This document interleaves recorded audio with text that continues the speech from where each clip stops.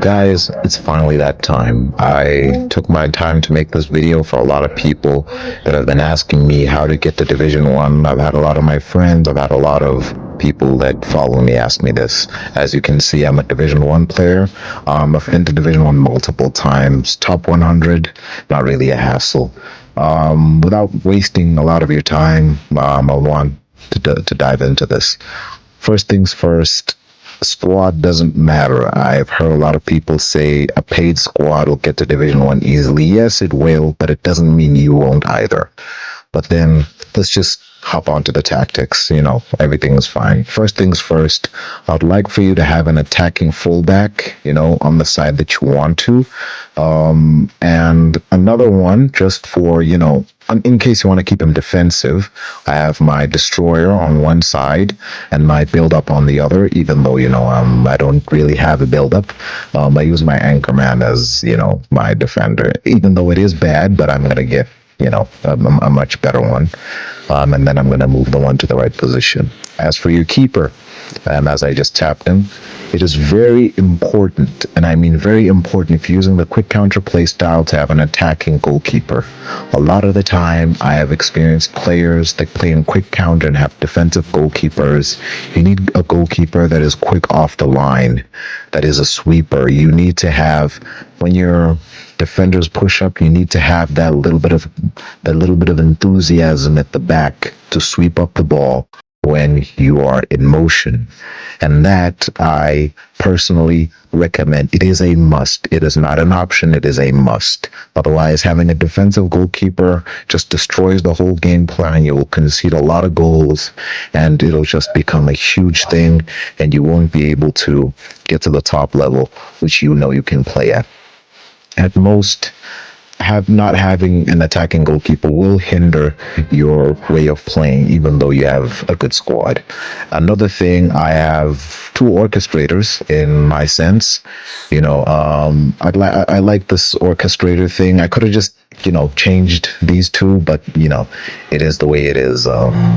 I could have, but Vitinha doesn't play in that position. I have two orchestrators, Pedri and Vitinha. Which one I put on? I put on defensive duty. Vitinha stays more defensive while Pedri roams up top. He's much more of a box-to-box kind of player, even though he is not. But I use him much more as a box-to-box. It helps in my build-up strength and everything I use. And there you could have I do have a whole player. First things first, I do have a whole player that I can slot in that position, but I prefer the classic number 10 for Arda Güler. I prefer the classic number 10 as it really helps me when I need that pocket of space. I need that vital person on that last inch of the attack. Excuse my pronunciation, but then I just need him there. I need him to, when Vieri is on the side, Del Piero is also on the side. I need him to strike the ball, and as there, I need you to have a goal poacher. If you want to get to Division 1, you need a goal poacher, and Del Piero and Bale, it is very much optional. It's very much optional. I have Del Piero as a fox in the box, even though I could have gotten the whole player, but I didn't have the right things to get the whole player Del Piero at the time, and I do not want the whole player Del Piero. I just wanted a much more goal poacher version, and when I had this fox in the box, I could not get the goal poacher in the way that I want, because once you have one player, it's too greedy to have another.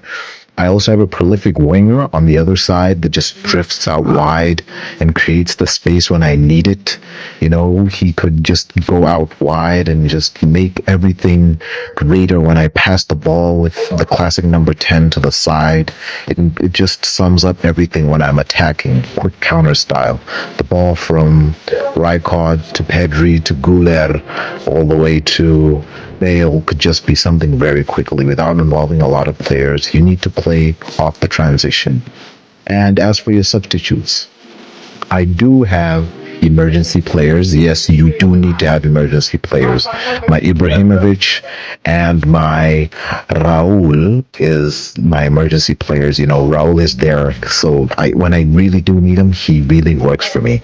And he's by far the best super sub for me. You also need to have skulls in that sense. For any time, not really skulls, but a lot of midfielders. Probably like two or three, just to make sure that your other midfielders don't drop form, and then you're out of options, and then there's nothing really to do about this whole situation. Then you're stuck with playing with a low-rated midfielder or an out-of-form midfielder.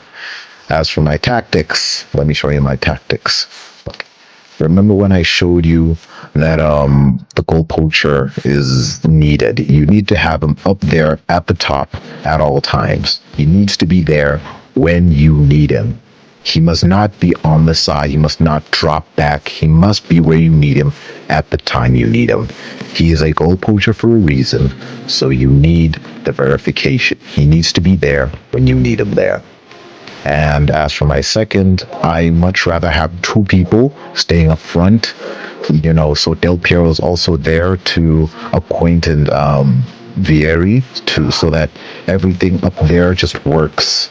So that in case I'm in a tight situation, I hit a long ball, I have two players in style that I can quick transition the ball, get the ball to their feet, quick 1-2 pass, goal. I don't need one player to get the goal. You need two players at minimum to defend and to outnumber your defenders, or outnumber the keeper if he's the last man.